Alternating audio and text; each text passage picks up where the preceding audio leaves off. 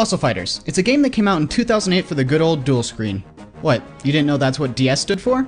It's a game that I loved when I was younger and that I poured countless hours into, but to tell you the truth, I couldn't really remember much of it, so I decided to revisit it recently. And boy am I glad that I did. So I'm gonna split this review into 3 parts: story, gameplay, and presentation.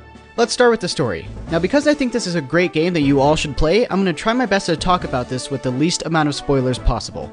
The game follows you as an aspiring fossil fighter who travels to Vevasaur Island, an island where people can dig up dinosaur bones and resurrect them into creatures called Vevasaurs that they then use to fight in Vevasaur battles. The game is split up into chapters. In each chapter you complete a quest that progresses the plot in some way and then fight in a Vevasaur battle to rank up. This continues all the way until you reach the rank of Master Fighter. There is also a second story arc after all of that, but I can't say much on it since I don't want to spoil it.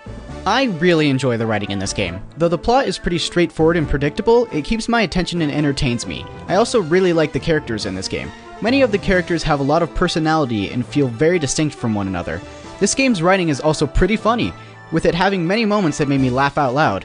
No!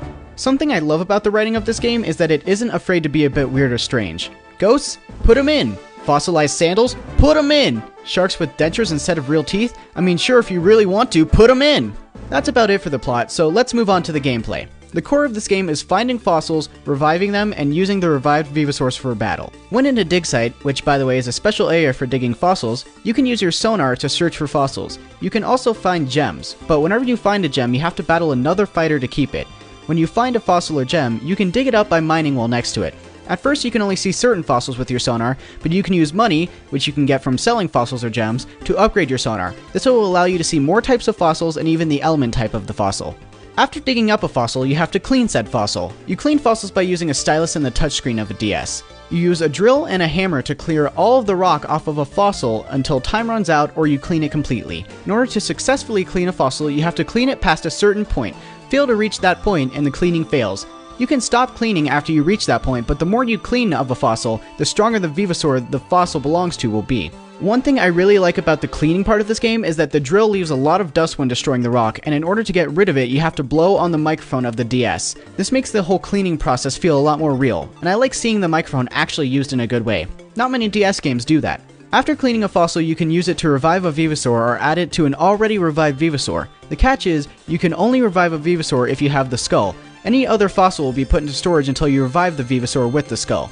Once a Vevasaur is revived, you can make the Vevasaur stronger by cleaning more of that Vevasaur's fossils. You can have up to 4 fossils for a Vevasaur: the head, body, arms, and legs. Also, the more fossils a Vevasaur has, the more attacks it learns. Now you have your Vevasaurs revived, it's time to start fighting. Each Vevasaur has a certain type, and each type has a strength or weakness against a different type, but there is one type that has no weakness or strengths to any other types. You can have up to 5 Vevasaurs on your team, but only 3 can be in a battle at a time. Any others are put into reserve spots on your team. Before a battle, you are able to see the other fighter's team and change your team around accordingly so that you have the advantage on them. In a fight, there are 3 Vevasaurs on each team and 4 spots that the Vevasaurs can be in for each team. The Vevasaur in the front spot can attack any Vevasaur on the other team, but a Vevasaur on the side spot can only attack the enemy Vevasaur that is in the front spot. Also, any Vevasaur that is moved to the back spot can't be damaged at all, but after 2 turns that Vevasaur will be moved to one of the side spots. Each turn you gain Fossil Power, or FP for short. You use this FP to power attacks for your Vevasaurs. Each Vevasaur can only attack once a turn, but multiple Vevasaurs can attack in a turn. I absolutely love this battle system. All of the planning and thought you have to put into a battle makes the whole battle experience a lot more fun. A lot of people compare this game to Pokemon in this aspect, but I think this game requires a lot more thought put into the battles. When playing a Pokemon game, I feel like I can just throw out my strongest Pokemon and steamroll the other team. But Fossil Fighters was designed in a way that all of the other fighters you face will be at least semi-close to your strength, making the battles a lot more fun and difficult.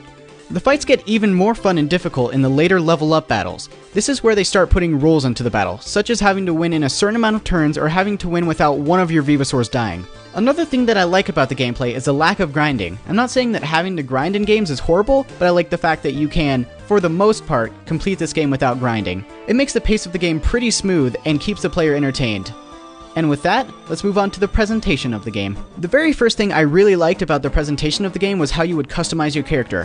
While on the boat that is bringing you to Venusaur Island, the captain asks you some questions. The questions are all about your preference in dinosaurs, and depending on which dinosaur you say you like the most, your character will have a color scheme that matches your decision. If you choose a Velociraptor, you will have a black and gray color scheme. If you choose a Maiasaura, you will have a pink and white color scheme. And if you choose a T-Rex, you will have a red and black color scheme, and so on. I of course picked the T-Rex because I'm a manly man.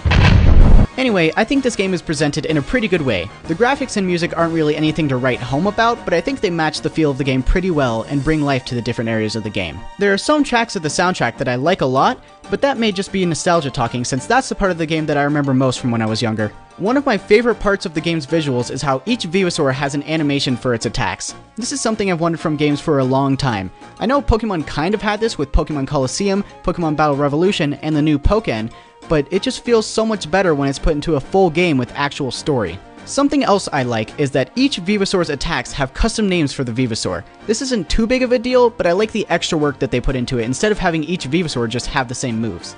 I also really like the character designs. There's a lot of variance in body types and sizes among the different characters, and this coupled with the very distinct personalities makes each character feel like an individual, and not just some boring plot device like in other RPGs.